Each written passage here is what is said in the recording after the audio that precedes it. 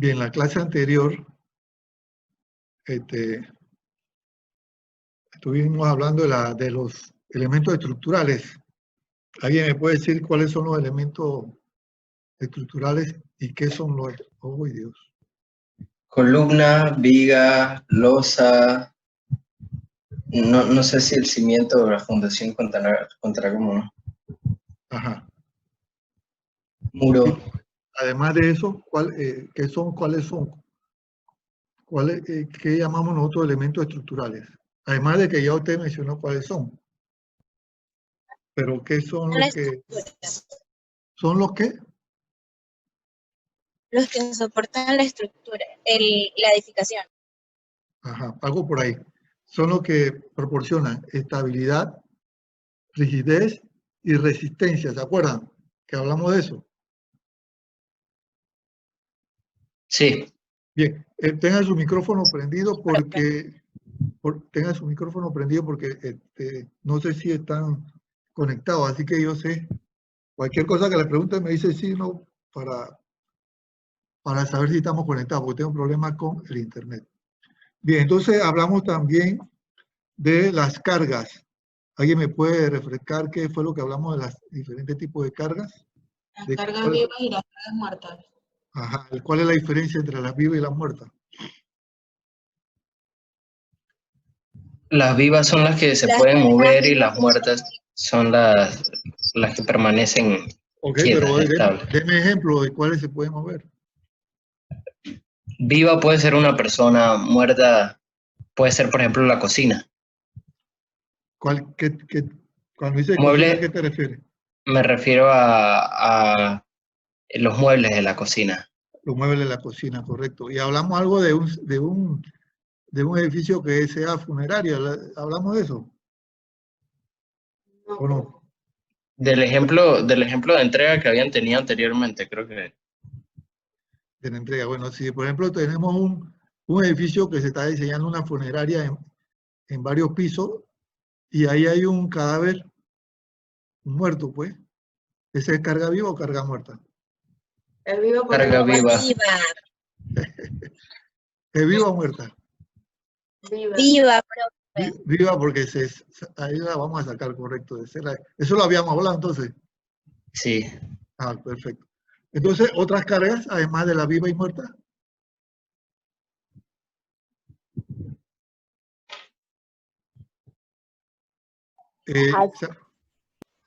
A ver. Carga axial. Axiales, ¿cuáles son esas? La que se ejerce en la misma dirección a la mayor dimensión del cuerpo. ¿Se acuerdan que dibujamos una columna? Y entonces tiene X, Y, Z, o sea, 3 dimensiones. La que es mayor dimensión es la que está en sentido vertical. Entonces, la que va en esa dirección, sentido vertical, se llama pues carga axial. ¿Y la otra transversal cuál sería? Carga transversal.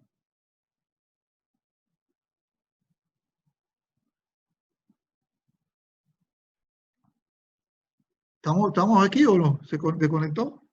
Sí, estamos aquí. Ok. Cargas transversales son las que se ejerce en sentido perpendicular a la mayor dimensión del cuerpo. Entonces, si tenemos una viga, X, Y, Z, la mayor longitud es la que está en sentido, ¿verdad?, horizontal. Entonces, la que actúa perpendicular a eso, ¿verdad?, sería transversal, y eso generalmente la vemos en las vigas. Teníamos las cargas concentradas, ¿cuáles son?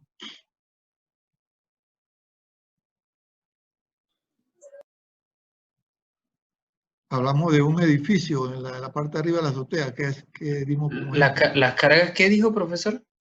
concentradas. Que pusimos el ejemplo de una azotea. Si colocamos, ¿qué cosa? Son las cargas que se caracterizan por tener aplicación punto fijo.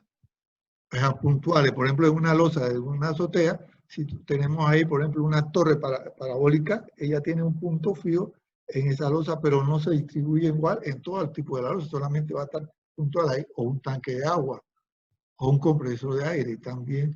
¿Ok? Entonces, también hablamos de las cargas uniformemente distribuidas, ¿verdad? Que hablamos de una pared que está completamente llena de bloques, va a ejercer el mismo peso sobre la viga que está abajo. Eso es uniforme, la carga es uniforme, pero si en la otra pared tenemos hueco de un vano de una puerta y de ventana, ya entonces esa carga ya no es distribuida. En un lado va a tener más peso y el lugar donde está la puerta va a tener menos peso. Muy bien, hablamos también de la fuerza que se ejerce sobre los elementos estructurales, ¿verdad? Producen unas deformaciones. ¿Se acuerdan de esas? Eran 3. Hablamos de tracción, compresión, correcto. Y flexión, creo. Flexión, sí. Pero también hablamos de tracción, compresión y corte. La flexión, lo vemos un poquito más adelante. Entonces, ¿cuál es la tracción? La tracción es la que ejerce la fuerza, ¿en qué sentido? Opuestas. Opuestas, pero ¿en qué sentido? Alejándose. Así como... Van alejándose. Imagínense una liga y uno va... Como cuando se jala. Se jala hacia afuera. Tenemos una línea de acción y sobre esa línea la vamos estirando y esa es la tracción. Cuando soltamos, vuelve a su posición, ¿verdad? ¿Y qué material nosotros utilizamos para contrarrestar esa tracción, para que no ocurra? Porque no queremos que se deforme el elemento, por ejemplo, una viga. Entonces, ¿qué material utilizamos para contrarrestar esa tracción? Acero, barras de acero. Era acero, la barra de acero. Entonces, el otro, que es la compresión, es lo contrario. ¿Cuál sería la compresión? Cuando se empujan como si fuese hacia el centro, ¿no? Hacia el centro, se van direccionando, se van comprimiendo, ¿verdad? Hacia el centro. Entonces, ¿qué material utilizamos para contrarrestar la compresión? Que resiste más la compresión. ¿Qué material de construcción utilizamos? ¿También acero? No. Hormigón. El hormigón, correcto. Entonces, ahí tenemos, pues, el hormigón y generalmente lo tenemos, pues, en las columnas. Va a resistir el peso, y en las vigas va a estar, ¿verdad? Soportando el acero, la tracción para que no se deforme ese edificio. ¿Okay? Entonces, también hablamos del corte o cizalladura, que es la parte más cercana entre la viga y la columna. Ahí se necesita un mayor arriostramiento de estribos, porque ahí va a fallar en la parte de unión de la viga con la columna. Y la flexión es la deformación, pero ahí ocurren todos los 3 que acabamos de hablar. La flexión es una viga, imagínense una viga, se va con el peso de la carga viga y carga mayor, se va a deflexionar. Entonces va a haber compresión en la parte de arriba, tracción en la parte de abajo, y la unión entre la viga y la columna, ahí va a haber un pequeño corte.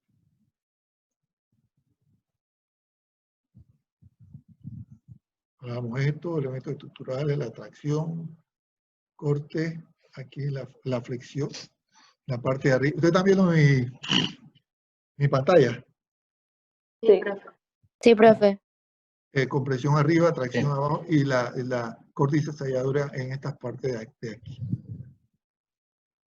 Bien. También hablamos de las fundaciones. ¿Cuáles son los diferentes tipos de fundaciones? Como zapata, dice. Sí, correcto. Concéntrica. ¿Perdón? Corrida. Ajá. ¿Perdón? Una era... Ya la vi. Zapata, profe, creo. Es que se está oyendo... No me acuerdo muy bien. Repítalo, no, porque parece que se cortó no se está oyendo muy bien. Zapato, corrida. Ajá. Ay, profe. ¿O el otro compañero? La integral. La integral, correcto. ¿Cuál era el otro? La excéntrica y la concéntrica. Exacto. Y había una que se fabricaba de bloque. De bloque, correcto. Y otros que hablamos de algo que los pilotes. Estos, ¿verdad? La zapata excéntrica, concéntrica, la integral, la corrida, el muro de bloque o muro fundido. Se hace uno o fundido o se hace de bloque. El muro ciclópeo, todo eso lo hablamos. Y la diferencia entre los dos pilotes, ¿cuáles son? Uno, el de la Uno izquierda. es en situ y el otro es prefabricado.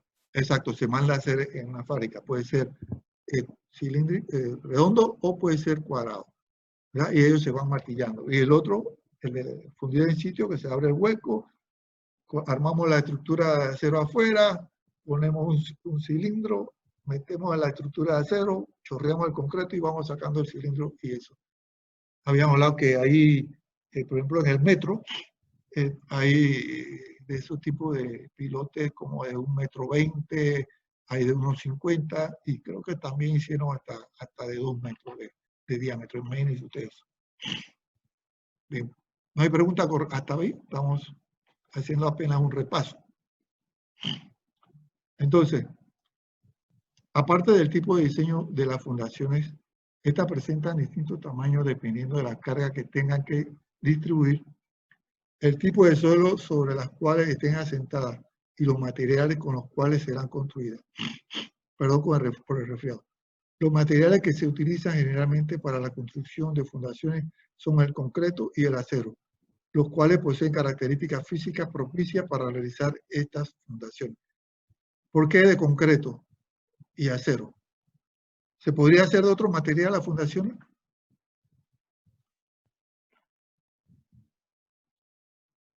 Podemos hacer, por ejemplo, fundaciones de una pared con bloque de arcilla. De arcilla no, porque abajo está húmedo, ¿no? Y entonces la arcilla se absorbe lo húmedo y se rompe. Se Se deteriora, sí.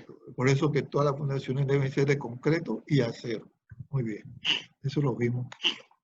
Entonces, al transmitir una fundación la carga del edificio hacia el suelo, este presenta una resistencia que es la sumatoria de fuerzas en Y es igual a 0, y que tiene un sentido opuesto y de igual intensidad que la carga que están recibiendo. Esta alternativa origina en los cimientos esfuerzos internos que deben ser absorbidos por las dimensiones de las fundaciones y por los materiales de los cuales están constituidos. Para ilustrar estos conceptos se utiliza como ejemplo una fundación de zapata concéntrica, que es el que tenemos a la derecha. Entonces vemos el primer dibujo que tenemos aquí, viene la carga viva y muerta a través de la columna, del pedestal, de la zapata. Él se va a distribuir entonces al área que tenemos de esa zapata. Así que, por ejemplo, si tenemos una zapata que tiene que ser de mayor dimensión, ¿verdad? Esa la vamos a hacer ya sea en la parte un poquito más arriba o más abajo. ¿De qué depende el tamaño de esa zapata? De la resistencia del suelo, ¿verdad? Y si aún así la zapata quedaría muy grande y no da resistencia, entonces tenemos que reforzar el suelo colocándole los pilotes. Hablamos también del edificio de la lotería, que ahí como ese terreno era muy frágil porque había una naciente de agua, ahí ese edificio de la lotería estuvo una cimentación de como de 200 pilotes. Así que cada columna en la parte de abajo de la zapata, por lo menos habían como cuatro pilotes para comprimir el piso. Entre más pilotes hay, la tierra se va comprimiendo. Y entonces, suponiendo que no tiene refuerzo, ese primer dibujo que tenemos aquí, va a haber una deformación que es el dibujo que está en el centro. Imagínense, eso se va a doblar y en la parte de arriba se va a comprimir, ¿verdad?, el material, y en la parte de abajo las fibras se van a estirar. Entre la unión de la zapata y la columna, en la parte de arriba va a sufrir como un corte, ¿verdad? Es la parte que une la zapata con la columna. Entonces no queremos que eso ocurra, entonces le vamos a colocar el acero, que es el diseño estructural, que es la parte derecha. Entonces, vamos a suponer que ese espesor de esa zapata tiene 30 centímetros. ¿Dónde vamos a colocar el acero de esa parrilla? ¿En la parte de arriba, en la parte central o en la parte inferior? ¿Qué dicen ustedes? ¿Cómo así en la parte de arriba? La estamos mirando como en En En planta. sección, no en sección. Ah, ok, en la parte de Vamos, arriba. sí, imagínense que ese espesor son de 30 centímetros. Imagínense 30 centímetros, ¿verdad? Un pie. Entonces tenemos que colocar la parrilla y el acero que viene de la columna, que viene y forma una L. Entonces esa parrilla, esos 30 centímetros los colocamos a 10 centímetros, a 15 centímetros, que sería el medio, o lo colocamos a 10 centímetros de la A parte de 15. abajo. A 15, o sea, en el 15 medio. a 15. ¿Qué Sí. dicen los otros compañeros? Sí, a 15, profe. A 15. ¿Qué dice otro? A ver. Eso no depende también si es de una zapata céntrica o si No, está en la esquina no, del lote. no. Bien, le voy a decir. Se tiene que colocar en la parte más baja. ¿Por qué? Porque el acero tiene que contrarrestar la tracción. Y si vemos el dibujo que está en la deformación abajo, la tracción ¿dónde está corriendo? En la parte de abajo. Entonces, como no queremos que ocurra eso, entonces colocamos el acero en la parte de abajo. No en el centro ni arriba. ¿Me expliqué? Por eso es que va abajo, porque abajo es donde va a ocurrir la tracción y no queremos que haya tracción ahí. Entonces el acero va abajo.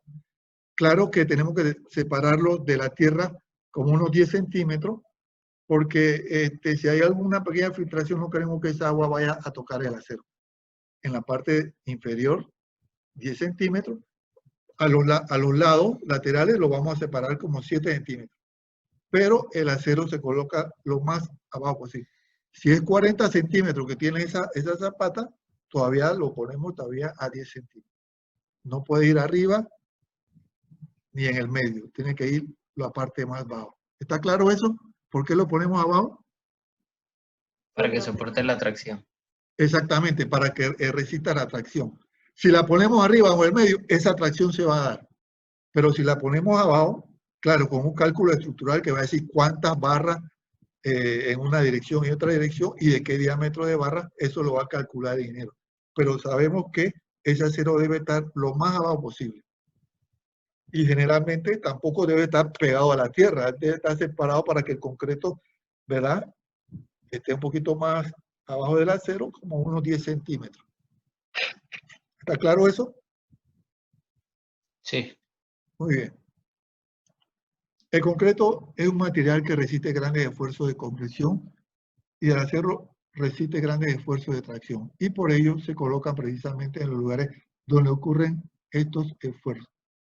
Las dimensiones de la fundación, largo, por ancho, por espesor, junto con los materiales de construcción, constituyen conjuntamente a permitir que la fundación transmita la carga de la columna hasta el suelo, sin deformarse por razón de sus propios esfuerzos externos. Podemos utilizar otras fundaciones para reafirmar los conceptos anteriores.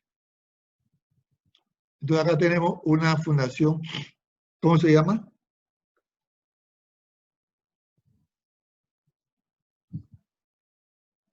¿Aló? Creo que es excéntrica. Excéntrica, correcto. Entonces viene la carga que viene de la columna, viene la carga, ¿verdad? Entonces la parte de abajo, que es como si fuera una L, se va a deformar. Vemos la compresión arriba, la tracción abajo y el corte, que es la unión entre la zapata y la columna. En la parte derecha, entonces ya tenemos el diseño estructural, en la cual estamos colocando el acero en la parte de abajo, ¿verdad? Y la compresión que está arriba lo va a estar haciendo el trabajo el concreto. Además de eso, tenemos acero que viene de la columna, él va a doblar hacia la derecha, ¿verdad? Como si fuera una R. La cantidad de acero, el diámetro de acero, eso ahora mismo no lo estamos viendo porque eso lo van a ver ustedes estructural. Pero generalmente ese acero es barra número 5. Y el que viene de las fundaciones usamos mucho más barra número 5. ¿Okay? Como digo, la cantidad de acero ustedes lo van a hacer en sus cálculos estructurales, ¿verdad? Cuando creo que lo están dando en este semestre. ¿Preguntas? ¿Está claro? Retroalmente consigo o no, porque lo que pasa es que no sé, yo no lo estoy viendo ustedes. Y como tengo problemas con internet, no sé si estamos o se ha ido el internet. ¿Estamos bien? Sí. Sí, Bien. profe. Ok, gracias. Otro ejemplo acá. Esta, ¿cómo se llamaría esta zapata? O esta fundación.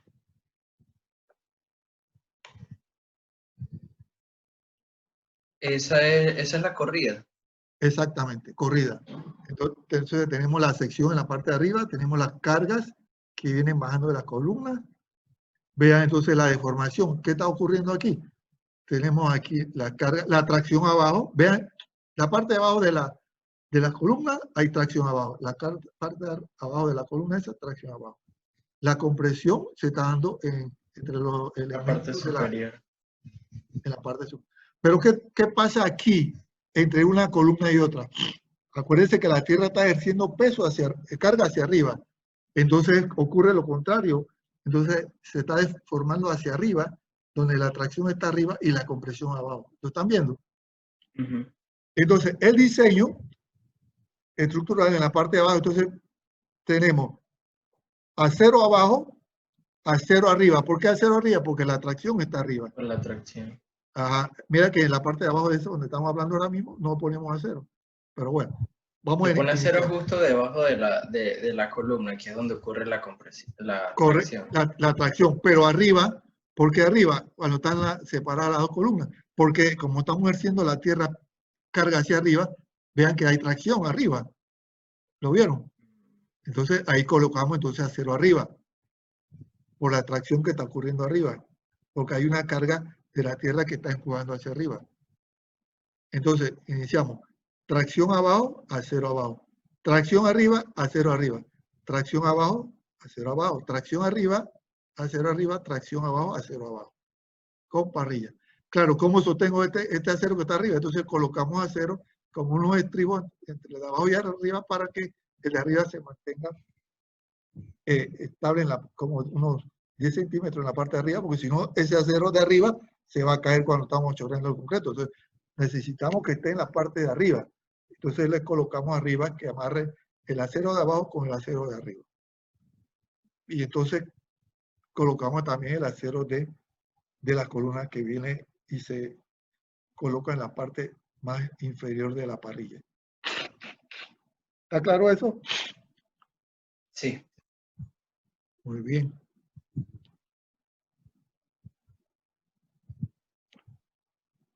Columnas. Son elementos estructurales de sentido vertical sometidos a cargas axiales que generan esfuerzo de compresión. Las cargas que gravitan sobre la columna provienen del peso del techo, de pisos altos, de escaleras, etc. Y son transmitidas a través de estas al suelo por medio de fundaciones. Se comprenderá, bueno, si se corta la llamada nos conectamos en 5 minutos. Se comprenderá que para que pueda existir equilibrio, las cargas que se transmiten en las columnas deben ser contrarrestadas por la resistencia del suelo. Es decir, que el suelo ejerce en sentido vertical, pero hacia arriba, una resistencia a las cargas verticales hacia abajo que transmite la columna. Bien. Entonces aquí tenemos la carga que viene, carga viva y carga muerta, en esa columna, y tenemos también la resistencia del suelo que está ejerciendo hacia arriba, ¿verdad? Tiene que haber un equilibrio, entonces esa columna se está comprimiendo, pero el hormigón está haciendo, ¿verdad?, una resistencia para que esa columna resista. Entonces, por eso que existen columnas de resistencia de 3.000 libras por pulgada cuadrada, 4.000 libras por pulgada cuadrada, o si tenemos un edificio, un rascacielos de 80 o más pisos, estamos hablando mucho más allá de 10.000 libras por pulgada cuadrada, y generalmente eso ya es como una piedra, esa resistencia del hormigón en la parte de abajo y de los pilotes de esa columna. Bien. Bueno, entonces aquí, por ejemplo, bueno, acuérdense que cómo se transmite el peso. Imagínense que ustedes, si están en un apartamento, o si, acuérdense, cuando estuvimos en los salones de la Facultad de Arquitectura, que hay una losa, la mitad del peso de los estudiantes va a ejercer, ¿verdad?, carga hacia un lado, la otra mitad del salón se va a dirigir hacia otro lado. Entonces, nosotros ejercemos peso en una losa, de la losa se transmite a las vigas, ¿verdad? Agarramos una de esas vigas, la cortamos en la mitad, imaginariamente, esa mitad de viga va a transmitir peso hacia la columna y la otra mitad hacia la columna.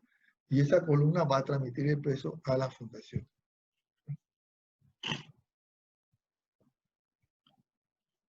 Esbeltez es la relación entre la altura libre de la columna y el lado menor de la sección de una columna. Se denomina esbeltez y constituye un elemento muy importante para el diseño de columna. Como se comprenderá, la esbeltez es un valor absoluto y que indica que el número de veces que corresponde la altura libre a la dimensión del lado menor. Así la esbeltez es expresada, por ejemplo, en términos de 10, 12, 15, etc. Mientras mayor sea la esbeltez de una columna, se presentará en ella una mayor tendencia al fenómeno que se denomina pandeo. Entonces aquí tenemos una columna y su forma, la que es E, es igual a H, que es la altura entre B. B sería el lado menor, el otro lado sería C, que sería un poquito mayor. Entonces, H entre B nos va a dar la esbeltez. Suponiendo que ustedes tienen una columna de 3 metros y una base de 15 centímetros, ¿verdad? ¿Cuánto sería la esbeltez de esa columna? 20. 20 centímetros. Entonces casi está, ¿verdad? Nos estamos separando de esos números normales. Entre mayor es el número, mayor es la esbeltez. Y si esa parte de la B fueran de 30 centímetros, con la misma H. ¿De 30? Tenemos... Sería 10. 10, correcto. Y 10 está entre los valores permitidos, o sea que no es beta, se mantiene en un tamaño normal. ¿Conocen ustedes algún ejemplo de unas columnas que sean bastante esbeltas?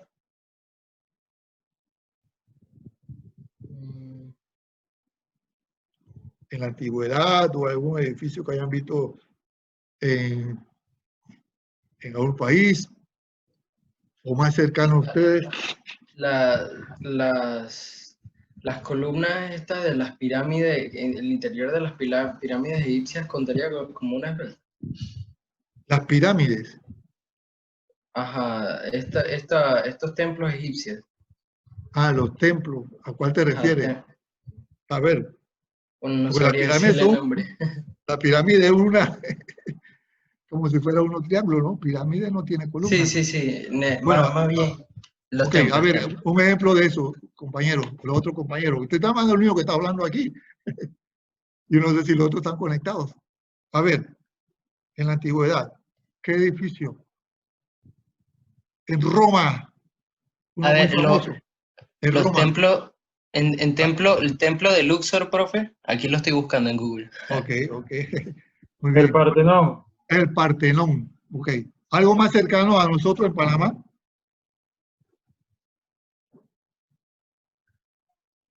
Las columnas de la iglesia de... las que están en casco. ¿Cuál? Bueno, imagínense ustedes en la Universidad La de Caja de Panamá. Ahorro de Vía España. Ajá, ahí creo que también hay. Pero en la Universidad de Panamá habrá alguno. Que pensé que eso que me iban a decir primero. La de Derecho no es. Facultad de Derecho. Son bien esbeltas.